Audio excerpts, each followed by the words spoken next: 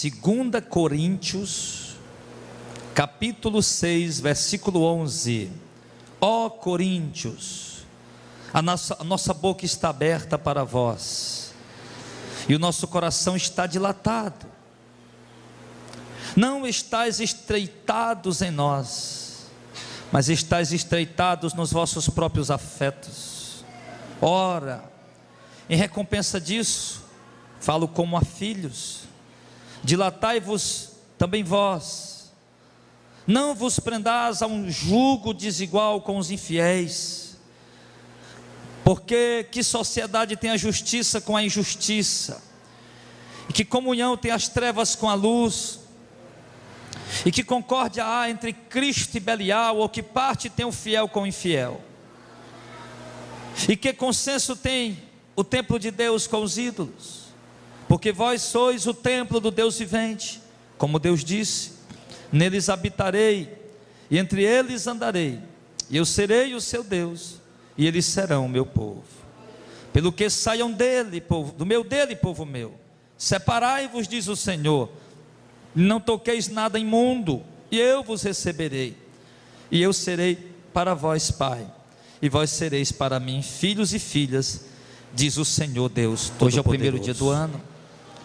Nós vimos ontem a população mundial ansiosa. Nós vimos uma sociedade eufórica. Nós vimos pessoas que passaram a semana inteira se preparando para a data de ontem, comprando roupas novas, calçados novos, juntando dinheiro para gastar com bebedeiras, com prostituição, com o consumo de coisas viciosas. E nós vimos ali o mundo ontem, quando andávamos nas ruas à noite, fomos à casa do irmão para ali jantar com eles e nos confraternizar um pouco ali na presença do Senhor, e podíamos ver as pessoas nas ruas praticando as mais diversas atitudes depravadas, de orgias e de falta de pudor, e qualquer coisa que você possa imaginar, como vocês também puderam ver e contemplar talvez na vizinhança, próximo à sua residência, em algum lugar que você passou. E nós sabemos, irmãos, que isso é normal para o mundo. O mundo, desde que foi criado, que esse tipo de depravação, ele está entranhado na carne do homem. Nós vimos ali que quando Deus criou Adão e Eva estavam em paz ali no paraíso, tranquilos, a primeira vez que o diabo tentou eles já caíram, e ali Deus expulsou Adão e Eva do paraíso, mas eles continuaram, e ali o pecado entra no mundo, e o ser humano vai se multiplicando sobre a terra, e com a multiplicação do ser humano sobre a terra, multiplica-se também a maldade, a perversidade, os homicídios, a malignidade, a corrupção, a desonestidade, o adultério, os vícios, a prostituição, as traições, até que chega o ponto em que Deus olha para uma geração inteira e diz que está profundamente entristecido com aquela geração, e aquela geração, as suas práticas atingiu a medida da ira do Senhor, e o cálice de Deus está transbordando de ira, até que Deus olha do céu e se dirige a um homem a quem Deus vê justo, chamado Noé, e Deus diz a Noé que ele deve preparar um instrumento para a salvação da casa dele, porque a ira do Senhor agora vai ser derramada sobre a humanidade depravada e pervertida.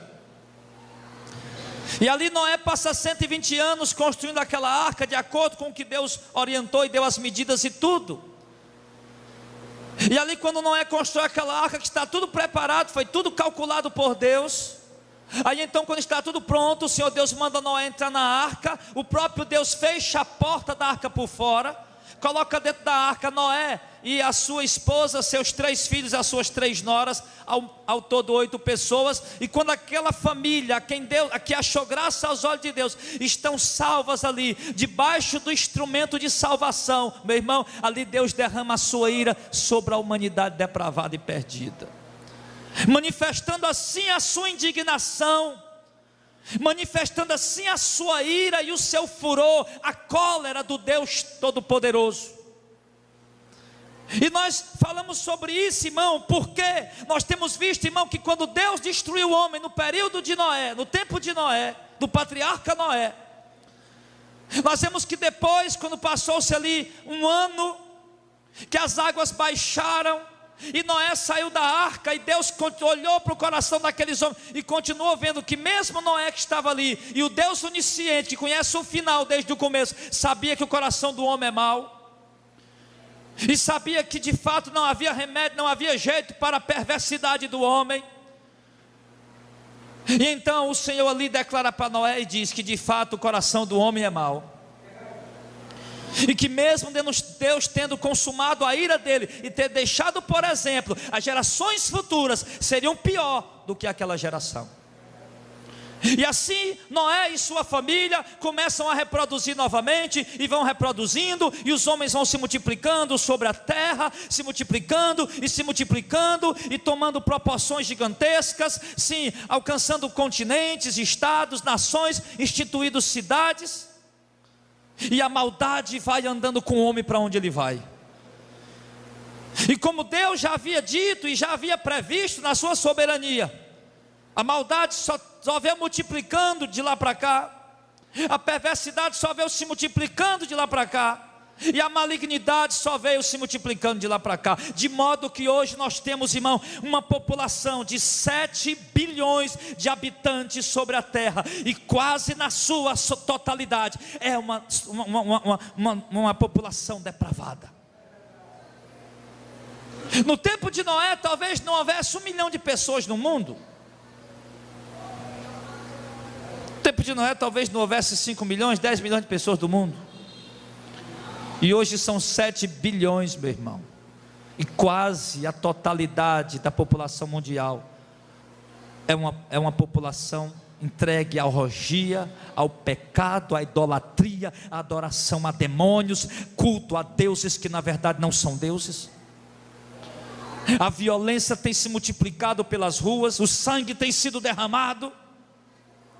O diabo coloca na mente dos homens inteligência para cada dia criar um novo atrativo para satisfazer os prazeres da carne do homem. O diabo cada dia dá inteligência ao ser humano para eles criarem novos mecanismos para produzir prazer, e assim a sociedade só vai se perdendo cada vez mais. E aqui quando chega no século 21, nós abrimos aqui a palavra de Deus na carta de Paulo aos Coríntios, capítulo 8. E o que é que nós encontramos aqui nas palavras do apóstolo? Nós encontramos nas palavras do apóstolo, no versículo 11, um apóstolo oferecendo, o apóstolo de Deus, um profeta de Deus, um ungido de Deus, um homem que viu e ouviu e falou com o próprio Filho de Deus, oferecendo para uma comunidade comunhão, amizade, intimidade. Paulo chega a dizer, Paulo diz para aqueles irmãos: nossa boca está aberta, disposta ao diálogo, o nosso coração está dilatado, disposto à amizade, querendo se envolver mais com vocês, querendo se aproximar mais com vocês, nós, os apóstolos de Cristo. Mas no verso 11 ele diz: mas vocês, coríntios, não estão estreitados. Estreitados quer dizer mais próximo, mais perto, mais íntimo. Não é de nós, dos apóstolos de Cristo, mas vocês estão estreitados com os vossos próprios afetos. Aqui Paulo vai revelar algo, irmão, que para nós é uma repreensão forte essa noite. O apóstolo está oferecendo sua amizade, sua comunhão, está querendo se aproximar mais daquelas pessoas, mas Paulo diz: mas vocês não estão interessados em se aproximar de nós que somos santos homens de Deus. Vocês estão de fato estreitados e íntimos aos próprios afetos, ou seja, às amizades antigas. Meu irmão, nós olharmos para o mundo e ver o mundo perdido e depravado é uma coisa. As pessoas ali se fazendo amigas umas das outras para se prostituir, usar droga e se venderem a todo tipo de paixão é uma coisa. Mas ver a igreja de Cristo conivente com isso, mas ver crentes, o povo de Deus, irmão, íntimo com isso, aí isso não é tolerável.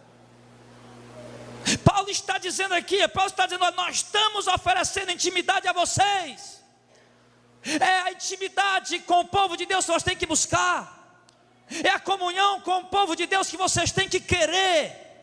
É a intimidade com o Espírito Santo que é produzida através da oração, através da leitura bíblica, através dos exercícios espirituais diários. É a busca, amizade com homens e mulheres de Deus. Mas vocês estão desprezando isso, vocês estão querendo amizade com o mundo. E isso está dentro da igreja. Isso estava dentro da igreja de Coríntio. Paulo estava dizendo: vocês têm mais prazer com os afetos antigos de vocês, com as amizades antigas mundanas, e vocês não querem largar, do que afeto conosco, que somos o povo de Deus. E tem gente dentro da igreja assim hoje, irmão. Tem gente da igreja que não tem o mínimo prazer, a mínima alegria de se envolver com os irmãos da igreja, mas de se envolver com os antigos amigos pervertidos e depravados. Esse está o prazer de alguns irmãos. E Paulo estava falando sobre isso. E Paulo estava alertando a igreja de Corinto sobre isso. Paulo estava dizendo para eles que: Paulo, olha, nós aqui, o povo de Deus, estamos totalmente dispostos a abraçar vocês, a receber vocês. Estamos com a boca aberta, dispostos ao diálogo. Estamos com o coração dilatado, dispostos à amizade, à aproximação, à comunhão. Mas vocês não estão querendo. Vocês estão rejeitando isso. Quantos crentes, irmãos, que a gente tem visto nessas últimas épocas, de repente ele vai passando, ele encontra ali em algum lugar uma rodinha de crentes conversando sobre a palavra de Deus, falando sobre as coisas do alto, assuntos santos, assuntos das coisas de Deus. E ali ele passa ali só para dar um alô, só para dar uma boa noite ou a paz do Senhor, mas o coração dele, o interesse é de ir lá para onde estão os antigos amigos dele, numa praça, onde estão contando piadas imorais e pervertidas e depravadas. O coração dele está lá onde está um amigo deles, para ir lá num bar. Não, eu vou lá, mas não vou beber, vou só estar lá com os meus amigos. Mas digo, meu irmão, lá não estão seus amigos estão aqui, o povo de Deus. E Paulo estava preocupado com isso. A cidade de Corinto, irmão, ela se localizava na Grécia, a antiga Corinto. Ela se localizava na Grécia, irmão. A Grécia, irmão, era uma nação, irmão, entregue à idolatria. A Grécia, irmão, nessa época, era uma nação totalmente entregue à adoração a deuses estranhos, os mais diversos tipos de deidades que você possa imaginar. Diversos tipos de entidades espirituais aquele povo adorava, na verdade demônios. Era um lugar também, além de ter a religiosidade muito alta, muito grande, era um lugar também, irmão, onde era conhecido até por cultos de orgias, onde as pessoas celebravam algum tipo de Deus, o Deus do amor, o Deus do sexo, e ali eles faziam cultos todos despidos, nus, e ali faziam orgias sexuais, apresentando aquele culto àquele Deus. E a igreja de Deus está ali, a igreja de Cristo está ali. Paulo está preocupado com isso. Não é diferente do contexto de hoje, meu irmão. Não é diferente do cenário que nós estamos aqui introduzidos na atualidade. Nós vivemos numa sociedade idólatra. Nós vivemos numa sociedade pervertida, depravada, corrupta. Hoje, um monte de corrupto assumiram lugar, cadeiras aí nas prefeituras dessa nação. Um monte de corrupto assumiram lugares aí hoje, vereadores, prefeitos, assumiram lugares hoje aí, nas cadeiras das suas cidades, para continuar fazendo o povo sofrer. Uma sociedade entregue, meu irmão, a todo tipo de malignidade. Ontem, só para você ver, o pessoal falando, Rio de Janeiro está quebrado, está falido, não pagaram nem o 13º dos funcionários. Rio de Janeiro, a notícia de ontem foi o que, Auricélio? Os irmãos viram aí? Gastaram quantos milhões lá com queima de fogos? Aí os irmãos, olha, Rio de Janeiro gastou, está quebrado, e o prefeito de lá gastou 5 milhões com queima de fogos. E eu digo, vai olhar que o povo estava todo mundo lá olhando os fogos sendo queimados. Joga a culpa no político, gastou 5 milhões e o povo estava lá vendo o quê? Eu digo, meu irmão, vamos ser burro, mas ser burro ao ponto de pegar 5 milhões e tocar fogo na beira da praia, meu irmão, aí é tolice demais. É ou não é? Isso é o cúmulo da burrice, isso aí. A pior ignorância. Você pegar 5 milhões de reais num país que o Nordeste está vendo 5 anos de seca. O salário do trabalhador vai subir 40 reais, enquanto o salário dos políticos vai subir 10 mil reais, 20 mil reais. E eles pegam 5 milhões de reais e tocam fogo ali para passar 10 minutos olhando. Que proveito trouxe isso, meu irmão?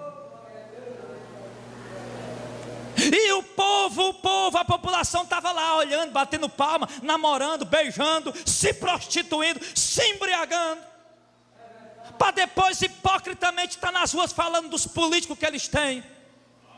Na verdade parece que essa nação tem uns políticos que merece. Mas eu quero dizer para você, igreja, você é diferente. Você é a noiva do Cordeiro. Você foi comprado com alto preço. Você foi lavado dos teus pecados.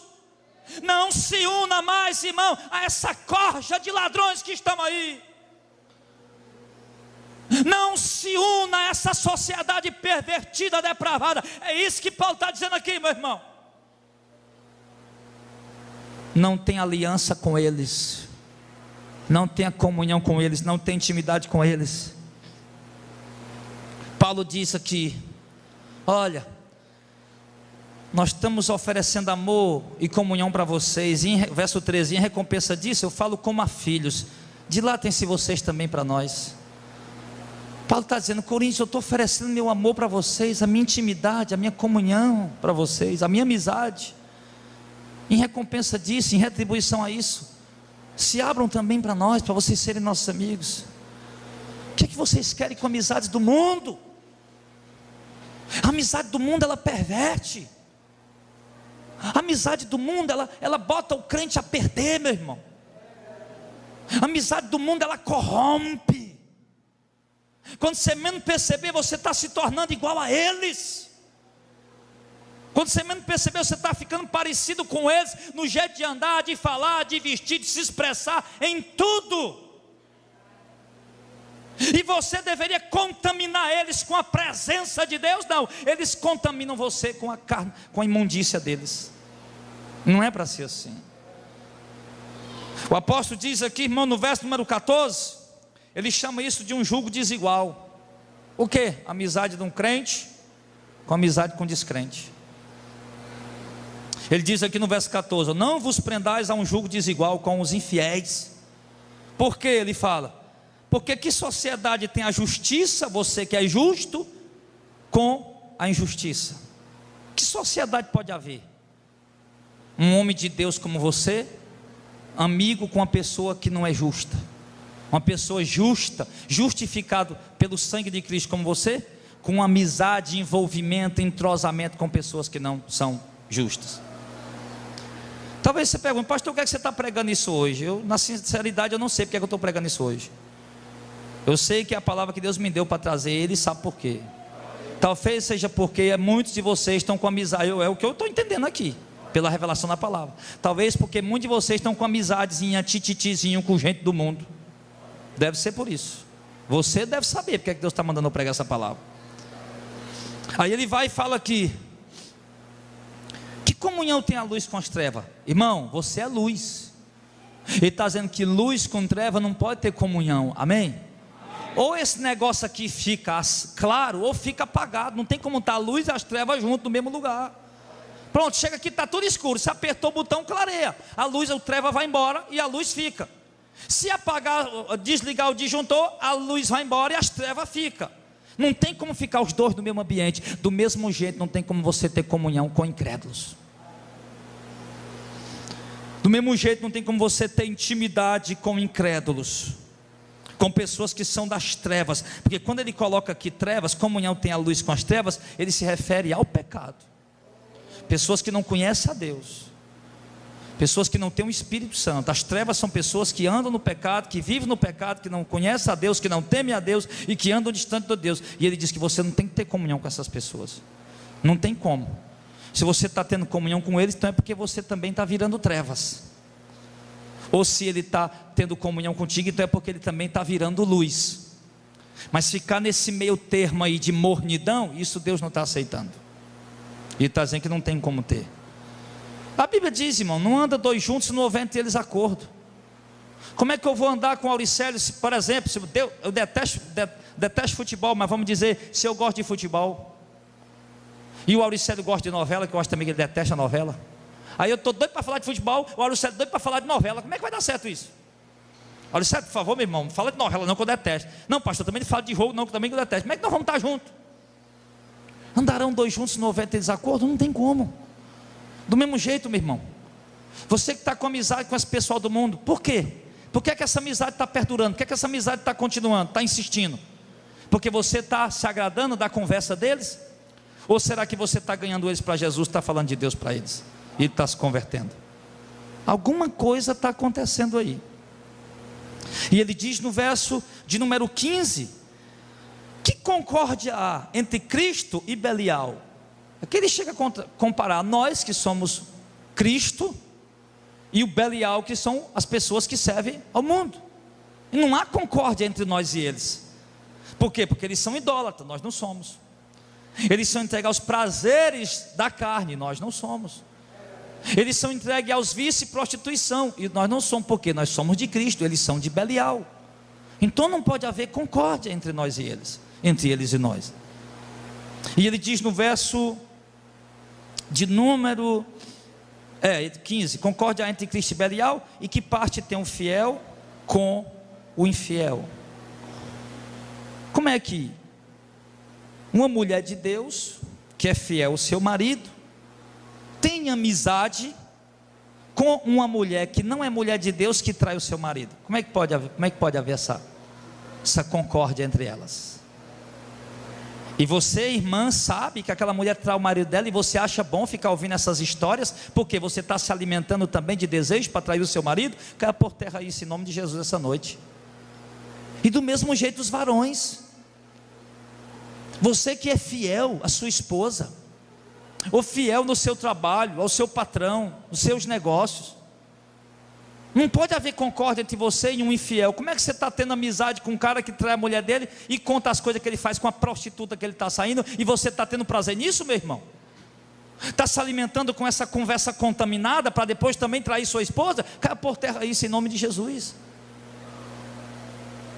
Você é fiel ao seu patrão, é fiel nos seus negócios, é fiel no seu emprego, paga imposto direitinho, é fiel em tudo, aí está com amizade com um cara que é infiel, o cara está te contaminando. Agora você vai se tornar um sonegador de imposto, porque um cara infiel, corrupto, que não conhece a Deus, está te influenciando a isso?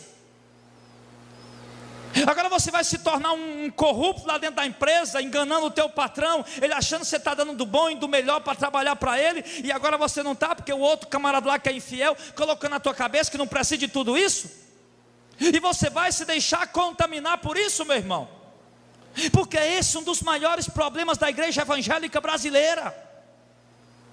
O que nós estamos vendo hoje, irmãos, dentro da igreja, irmão, é que igrejas estão mergulhando em apostasia, caindo em depravação espiritual, e estão influenciando outras igrejas a fazer o mesmo. De repente você vê um homem de Deus que prega a verdade, e esse homem de Deus não vende os dons de Deus, não cobra que o dízimo é obrigatório, não ameaça o povo que o negócio de devorador é demônio, não fica distribuindo envelope ungido. Aí esse homem de Deus, ele faz muitas amizades, e começa a pregar para aqui, e começa a pregar para acolá, e começa a se envolver com pregadores importantes, e esses pregadores importantes começam a colocar na mente dele: não rapaz, pode vender, não tem problema não, os grandes vultos do passado vendia, não rapaz, pode entregar envelope ungido, alguns vultos do passado fizeram isso, não, ô pregador, pode fazer porque eles fizeram, e aí você vai se deixar influenciar por isso, porque é o que está acontecendo com muitos pastores hoje, que eram homens fiéis, homens de Deus, homens zelosos pela palavra, mas estão se deixando influenciar pelas amizades, estão se deixando influenciar por homens que se intitulam também pastores, mas que não conhecem a Deus e que transformaram a graça de Deus em libertinagem. E acabam sendo influenciados. Onde estão os pastores que pregam santidade? Onde estão as igrejas que repreendem as irmãs em relação às suas vestimentas? Onde estão os pastores que repreendem as irmãs em relação aos seus adornos exagerados? Onde estão os pregadores da santidade? Porque estão perdendo lugar para os pregadores da prosperidade. Não se lê mais o que Paulo disse para Timóteo, não se lê mais o que Pedro escreveu para a igreja dispersa, para as mulheres terem cuidado com as vestes, cuidado com as roupas, cuidado com os adornos, porque a beleza da mulher de Deus não está no exterior, mas no interior, em santidade e obediência a Deus.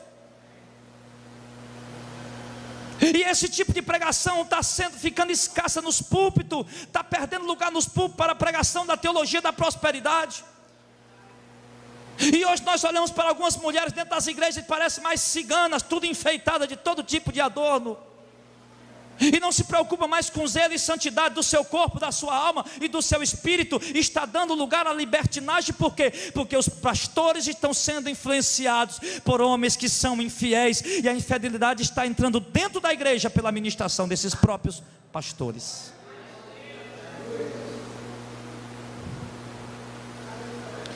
Eu entendo que quando a mulher quer ser santa, não precisa o pastor dizer: minha filha, incumprida a tua saia. Pelo próprio temor a Deus, ela é incumprida. Eu entendo que quando a mulher de Deus quer ser santa, não precisa o pastor dizer: irmã, diminui o tamanho desse brinco, precisa desse brinco tão grande. Irmã, diminui mais o brilho desses adornos que você usa aí no seu rosto. Diminui mais esse negócio, está muito exagerado. Quando a mulher tem temor a Deus, ela olha e vê que está exagerado, e ela mesmo muda. Mas os infiéis estão incutindo essas coisas dentro na mente dos irmãos, e o povo está se tornando infiel e está se botando a perder. Por quê? Porque não há comunhão nenhuma entre o fiel e o infiel. Ou o fiel com comunhão com o infiel se torna infiel, ou o infiel com comunhão com o fiel se torna fiel. Mas por incrível que pareça, irmão, eu não estou conseguindo ver pessoas infiéis se tornando fiéis por influência dos fiéis. O que nós mais estamos vendo nas igrejas hoje são pessoas fiéis se perdendo por influência dos infiéis. Você entendeu o que eu falei? O que mais nós estamos vendo é isso hoje. E o apóstolo Paulo está dizendo aqui, irmão, irmão, nós não temos parte nenhuma com os infiéis. Os infiéis são servos do diabo, são instrumento de Satanás, que perderam a sua salvação, estão destinados ao inferno. E o diabo não se contenta em levar pouca gente para o inferno, e ele quer levar o maior número possível, inclusive você. O próprio apóstolo Paulo disse: não tenham comunhão com aquele irmão que disser que é crente, que é servo, mas que andar desordenadamente. Não tenha comunhão com ele. E você tem que aprender a ter cuidado até com as amizades que você arruma dentro da igreja, porque na igreja está cheia de mocinha bonitinha, e está cheia de rapazinho bonitinho. Aí um gavião lá de fora, um endemoniado, servo do diabo, olha para a irmãzinha bonitinha: pô, você crente naquela igreja ali, eu quero aquelas irmãzinhas ali. Aí entra na igreja e namora com uma, e namora com outra, e namora com uma, e namora com outra. E as irmãs não se dão conta que é um lobo que entrou no meio do rebanho. Do mesmo jeito com os meninos, rapazinho bonitinho. E as meninas por aí, serva do diabo, cheia de pomba gira, como usa a linguagem dos pentecostal, neopentecostal aí. Cheia de pomba gira, mulher que já vem ardendo de desejo pela prostituição, e vê um monte de rapazinho bonitinho dentro da igreja. Rapaz, eu vou para aquela igreja ali, tem um bocado de garotinho bonitinho, e fica com um, e fica com outro, e se prostitui com um, e se prostitui com outro, e vai botando os meninos a perder, e essa garotada não se liga nisso, meu irmão. O fiel não tem parte parte com o infiel, meu filho. Seja fiel até a morte. Cristo diz: eu te darei a coroa da vida. Nós não precisamos dos prazeres do mundo para nos alegrar. O prazer da glória de Deus, da presença do Espírito Santo, é suficiente em nossa vida. Eu não preciso de um copo de cerveja, eu não preciso de um copo de uísque, de um copo de cachaça, de uma noitada na balada. Eu não preciso de nada disso, meu irmão, de uma noite de motel. Eu preciso da presença do Espírito Santo, que me completa e me faz sentir, meu irmão, cheio da glória dele, ao ponto de eu não sentir falta de nada. É isso. Nós não precisamos do mundo. O mundo está perdido, está em trevas. Eles quem precisam da igreja. Eles quem precisam de nós. Nós somos o sal dessa terra pela misericórdia de Deus. Nós somos a luz desse mundo pela misericórdia de Deus. Não por obra boa que temos praticado, ou por merecimento nosso, que você sabe muito bem quem você era. Um perdido, desviado, depravado, cheio de pecado. Mas Deus te alcançou, derramou graça, te limpou, te lavou, te comprou, meu irmão, e te tornou um sacerdote para servir a Ele. Um homem de Deus, uma mulher de Deus. O mundo precisa da luz da igreja. Mas se nós nos influenciarmos com os infiéis, irmão, que diferença vai haver nisso?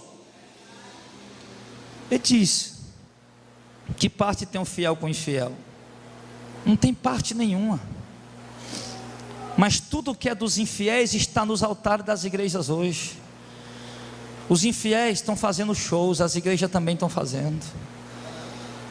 Os infiéis são cobiçosos, cheios de ganância, dão palestra para conquistar riquezas. As igrejas também estão fazendo.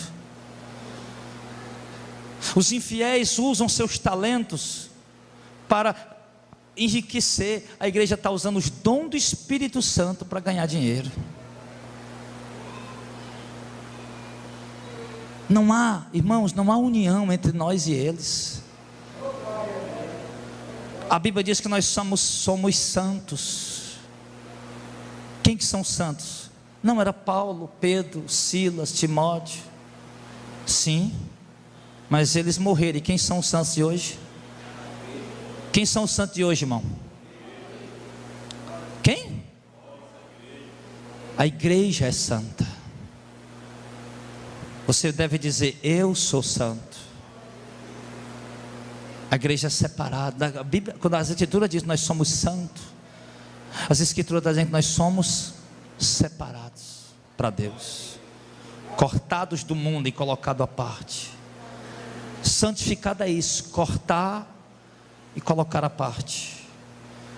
Se nós somos santos, nós fomos cortados do mundo, mesmo estando nele, mas já fomos desligados dele e colocados à parte para a glória de Deus, para viver para Deus. Nessa terra só tem um povo que vive para a glória de Deus, é a igreja. Nessa terra só tem um povo que é separado e santo, é a igreja. Somos nós, eu, você. Mas se nós começarmos a nos alinharmos, ou começarmos a fazer aliança com os infiéis, então, irmão, nós vamos perder nossa parte com Deus. O infiel não tem parte com o fiel. A parte do infiel é o inferno, a parte do fiel é o reino de Deus. São diferentes. Por quê? Porque as condutas são diferentes, as obras são diferentes, os comportamentos são diferentes. O infiel pratica uma coisa que o fiel não pratica. O fiel pratica algo que o infiel não pratica. É diferente. Mas parece que está ficando tudo normal, tudo igual. Você sabe o que foi que eu vi no ano passado, aqui no Brasil? Uma cantora chamada Fernanda Brum, que muitos de vocês idolatram ela. Me perdoe a sinceridade. Fernanda Brum, mais uma mercadora da fé, mais uma pregadora de heresia. Eu vi ela em cima de um trio elétrico, cantando carnaval gospel para agitar o povo na beira de uma praia, e dizendo que aquilo era para Jesus. Jesus não precisa disso. Jesus não está à procura de lata de lixo, à procura de lavagem. Jesus procura adoradores que o adorem em espírito e em verdade, meu irmão. Não um lixo desse, chamado carnaval, em nome de Jesus. Não há parte, irmãos, entre fiéis e infiéis. Quando eu vejo os cantores gospel sendo levados a diabólica Rede Globo, a prostituta Rede Globo, e aqueles cantores lá, Jesus te ama. Você vê lá Regis Danese abraçado mais padre fulano de tal. Você vê lá Ludmila Feber agarrado mais outro padre fulano de tal, cantando junto. Não tem parte o fiel com o infiel. A palavra de Deus diz: seja frio ou quente, porque és morno, eu estou a ponto de vomitar-te da minha boca. Essa é a igreja evangélica brasileira. Não tem parte alguma, fiel com infiel. Aí bota lá aquele pregador Lu. Alguém já ouviu falar? Pregador Lu? É um crente, né? Crente? Bota pregador Lu no caldeirão do Hulk. Está lá o vídeo na internet. Alguém já viu isso aí? Não? O pregador Lu está lá cantando um funkzinho, e as dançarinas do Luciano Huck lá, tudo de calcinha se rebolando. Oh, coisa linda! É para Jesus? Só se for para o Jesus deles lá, porque o Jesus santo da Bíblia, o Filho de Deus, não recebe esse tipo de culto. Não recebe. Ele não recebe. Não há parte o fiel com o infiel, e não tem parte o fiel com o infiel. Coloca isso, filho. Não é para você sair por aí desprezando o povo. Não é para você sair por aí ignorando as pessoas. Eu não estou dizendo para você virar as costas para as pessoas, mas eu estou dizendo para você brilhar, para você ser luz. E quem quiser tua amizade, tu brilhando, amém. Quem quiser ir embora, que vá. Mas não se venda, não se corrompa. Chega lá no teu trabalho amanhã, segundo dia do ano, dia 2 de janeiro. Aí já está lá, começa já a carga horária do ano já de trabalho. Já chega lá, rapaz, olha, hoje eu sou mulher diferente. Estão lá contando lá as coisinhas lá, você está lá séria na sua. Estão lá conversando as coisas dele lá, você lá está sério na sua. Mulher, você está tão diferente. Estou diferente porque eu assumi uma postura mais séria diante de Deus. Meu comportamento aqui dentro desse escritório estava entristecendo o meu Deus. Eu quero até pedir perdão a vocês porque eu escandalizei vocês. Eu vou assumir uma postura diferente. E se eles quiserem continuar sendo teus amigos, respeitando a luz de Deus na tua vida, amém. Se eles quiserem deixar, que deixe. É melhor perder amigos, mas ganhar a comunhão com Deus, do que estar rodeado de amigos e não ter a comunhão do Espírito Santo. Então, irmão, o certo é que o apóstolo Paulo está dizendo que não há parte entre o fiel e o infiel. E no verso 16 ele diz: e que consenso tem o templo de Deus com os ídolos? Porque o templo de Deus, porque vocês são o templo do Deus vivente. Como Deus disse: neles habitarei e entre eles andarei, e eu serei o seu Deus e eles serão o meu povo. O que está dizendo, irmão? Uma cidade cheia de idolatria, um povo ali que cultuava vários tipos de demônios, cada um tinha um nome, cada Deus ali tinha um nome, e o povo adorava lá. Aí agora o povo de Deus misturado com isso, o povo de Deus misturado adorando ídolos, como querem empurrar na nossa goela com esse negócio de Natal aí, ou como querem empurrar na nossa goela esse negócio de lenço ungido, fronha ungida, medalha ungida, como querem tornar isso normal dentro da igreja, esse sincretismo religioso, essa mistura de crença, a igreja evangélica parece virou um tal de uma coisa aí, uma metamorfose qualquer aí, ou virou aí um monstro com um pedaço da igreja católica, um pedaço do espiritismo, um pedaço de evangélico, um pedaço de vários tipos de religião. Assim está a igreja evangélica hoje. E o Senhor está dizendo aqui, irmão, que nós somos o templo do Deus vivente, e não há consenso nenhum, nós que somos o templo de Deus, com os ídolos. Então não há consenso, a igreja está praticando idolatria, é ele que está falando aqui. Eu não tenho que estar pegando, ainda hoje eu estava mostrando para o irmão ali, na minha Bíblia, eu peço aos irmãos, você tem aqueles envelopes de campanha das igrejas, e traga. Eu tenho vários lá, guardo para mostrar ao pessoal em algumas pregações. Aí eu tenho aqui alguns aqui que eu estou lembrando agora.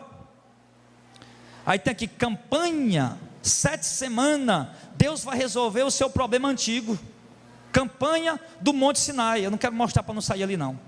Campanha do Monte Sinai, Deus vai resolver o seu problema antigo.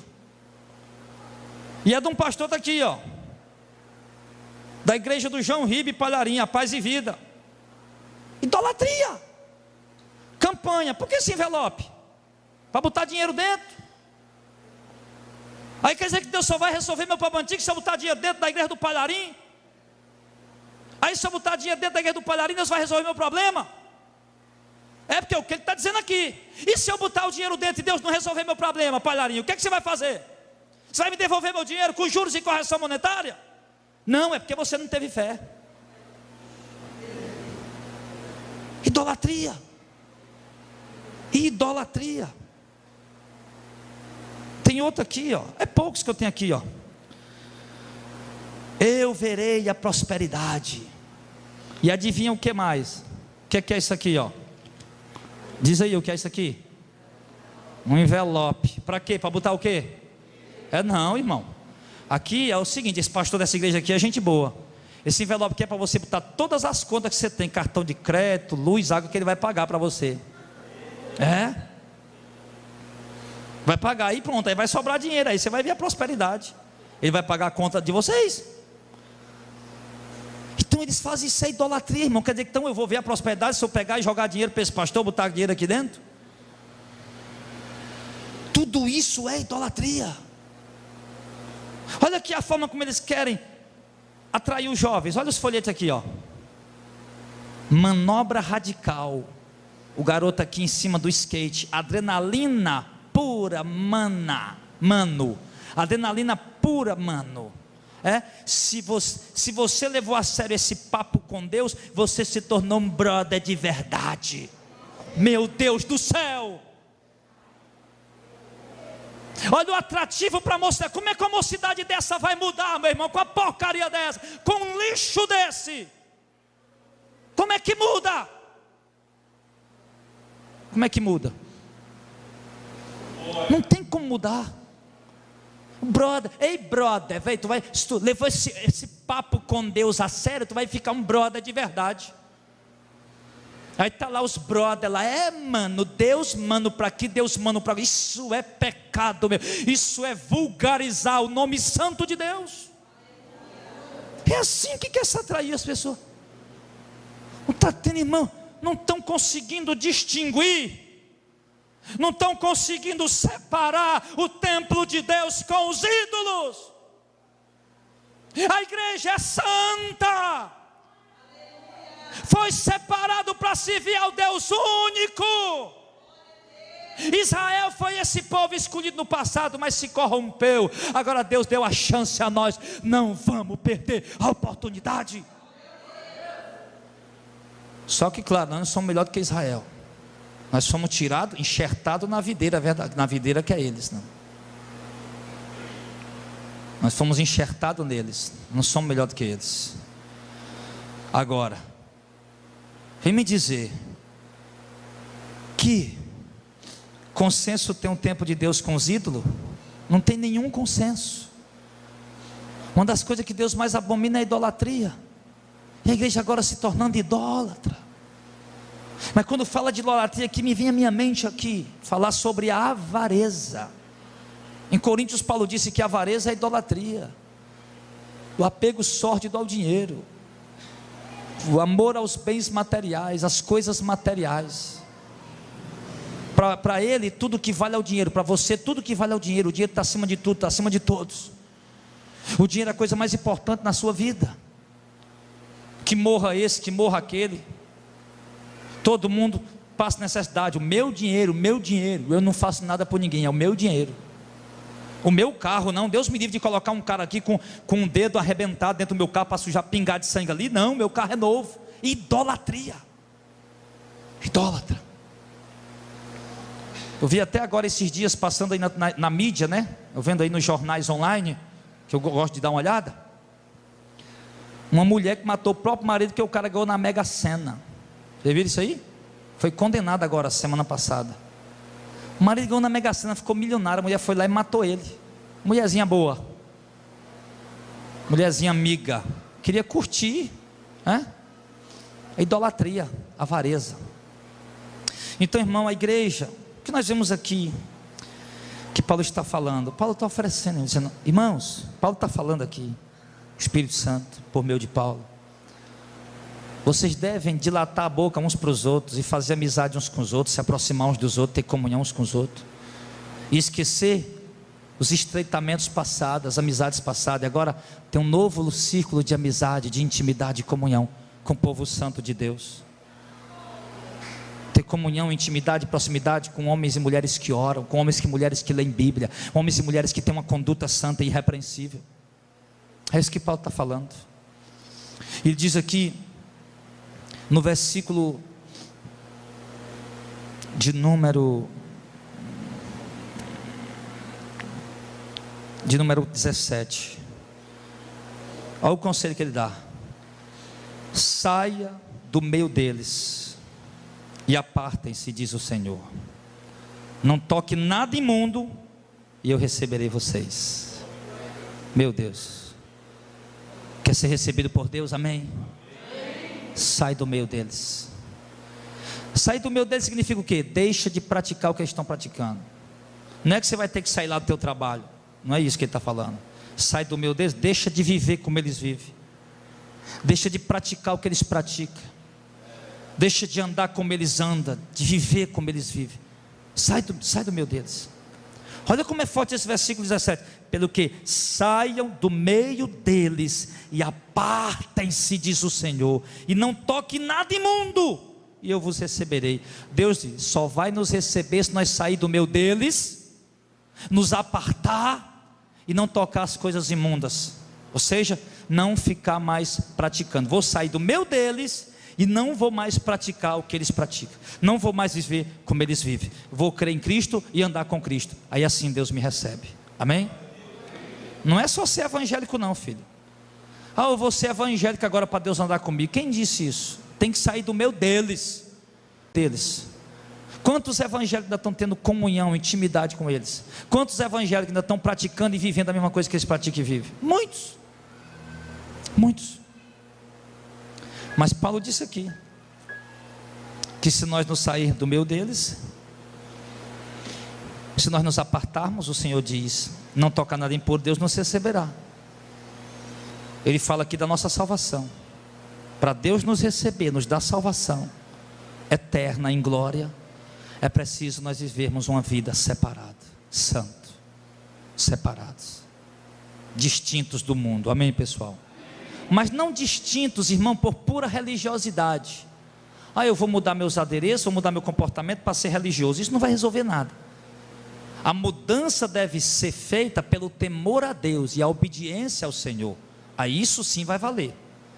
Mas eu vou fazer isso porque eu temo a Deus e quero obedecer a Deus. Aí você faz por isso.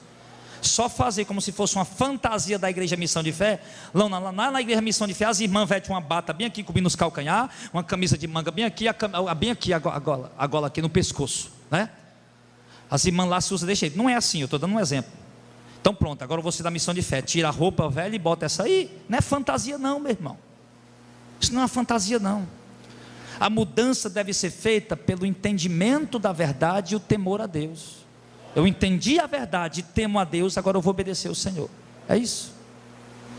E para concluir, ele diz no verso 18: e eu serei para vós pai, e vós serei para mim filhos e filhas, diz o Senhor Deus Todo-Poderoso. Oh glória! Se nós fizermos isso, irmão, que Ele está mandando, poxa vida, irmão. Quantos de nós aqui não queria conhecer Paulo? Você queria? Eu queria. Eu imagino que aquele cabeçudo era meio doido, viu? Cabeçudo porque ele disse que ele era pequeno, das pernas tortas, e cabeçudo, da cabeçona. Imagina que aquele Paulo era um homem de Deus. Mas que aquele Paulo, meu, era um caba que enfrentava tudo que ele via pela frente. Como eu queria ter conhecido esse homem pessoalmente. Como eu queria ter visto ele aqui pregando para essa geração de hoje. Imagina Paulo aí no meio de uma rua dessa aqui em Fortaleza, meu irmão. Irmãos, vinha para Jesus e vai dar prosperidade. Imagina Paulo pregando isso. O que é isso, meu? Imagina Paulo numa pracinha dessas aí que a gente vai, com as mulherzinhas lá com o shortinho tudo curto. Imagina o Paulo numa praça daquela ali gritando. Hã? Aí esse Paulo está dizendo, irmão, que ele está dando aqui um conselho para os coríntios. Coríntios, nós os apóstolos de Cristo estamos querendo se aproximar mais de vocês. Estamos querendo ser mais amigos, mais próximos, mais íntimos, mais comunhão. Mas vocês não estão interessados com isso, vocês estão interessados em amizade com o mundo. Aqui esses versículos todos estão falando sobre isso. Estão mais preocupados em ter amigos. Então, creram em Jesus, mas querem continuar praticando as práticas da religião antiga. Creram em Jesus, ó Coríntios, mas vocês querem continuar praticando o paganismo. E nós estamos querendo se aproximar de vocês para ensinar melhor vocês, e vocês estão rejeitando isso. Mas olha, Coríntios, se vocês se afastarem do meio desses idólatras, desses hereges, desses prostitutas, desviados, e homens e mulheres entreguem aos prazeres e viver para Deus, aí Deus vai andar com vocês. E aí Deus garante para vocês, ó Coríntios, e para nós aqui essa noite: eu serei o seu Deus, eu serei para vós Pai, vocês serão para mim filhos e filhas, diz o Senhor Deus Todo-Poderoso. Você quer ser filho de Deus? Amém? Pastor, nem todo mundo é filho de Deus? É claro que não, meu irmão. Apenas os que o recebem, os que creem nele. Os católicos foi quem inventaram isso. Todo mundo é filho de Deus. Não existe isso. 1 João capítulo 1 é muito claro, que tornou-se filho de Deus todo aquele que o recebe, todo aquele que crê nele e recebe ele para obedecer a ele. Aí se torna filho de Deus. Se não, é apenas uma criatura como qualquer outra coisa. Então ele diz que para nós nos tornarmos filhos, olha, quando a gente se torna filho, aí sim, aí a gente começa a ter privilégios de filhos, mas não privilégios baseados em bondade nossa, privilégios pela nossa filiação, por ser filho. Você vê, por exemplo, Alicélio, um pai tem 2 filhos, um filho é um bandido, é um malfeitor, o outro filho é um cara de bem, uma pessoa do bem. O pai morre, a herança fica para os 2 e acabou a história, tanto por de bem como por de mal. Então a herança de Deus para nós não está baseada na nossa bondade, mas está baseada na nossa filiação. Se nós somos filhos, então nós temos essa herança. E só que para nós nos tornarmos filhos, nós temos que crer em Jesus, obedecer a Jesus, nos separar do mundo e fazer a vontade de Deus. E fazer a vontade de Deus é andar em obediência à palavra dele, andar em santidade. Aí você vai estar agradando ele, vai se tornar filho dele. Aí você vai ter todos os privilégios que um filho tem. Você vai passar tribulação, dificuldade, diversidade, mas você vai ter o cuidado dele, o zelo dele, a proteção dele. Só vai acontecer coisas que o pai permitir. E Deus, o pai, ele tem uma visão diferente dos pais humanos, porque o nosso Deus, o nosso pai, ele permite seus filhos morrerem por amor ao evangelho. Ele permite seus filhos ser crucificados de cabeça para baixo, e naquilo ele sente prazer, não na dor do seu filho, mas na fé que está levando o filho a fazer aquilo. Quando Deus viu Paulo sendo decapitado pelo carrasco, quando Deus viu Filipe sendo arrastado pelas ruas, sendo despedaçado, quando Deus viu Filipe o menor sendo espancado com requintes de crueldade, com pauladas, quando Deus viu os crentes sendo mortos na arena do Coliseu, Deus sentiu prazer.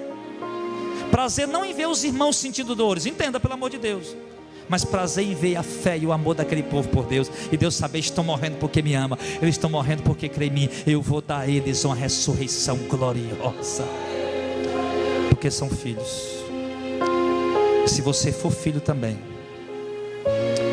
quando Cristo vier nas nuvens, e Ele virá como filho, você subirá para se encontrar com Ele e receberá uma herança incorruptível no céu, guardada para nós. Incorruptível por quê? Porque ela não se gasta, ela não se desgasta. Passam bilhões, trilhões e eternidade, ela continua a mesma lindeza, a mesma beleza, sem precisar de reforma. E Deus quer dar isso para nós, igreja, como filhos. Mas é preciso que a gente ande dentro da vontade dele.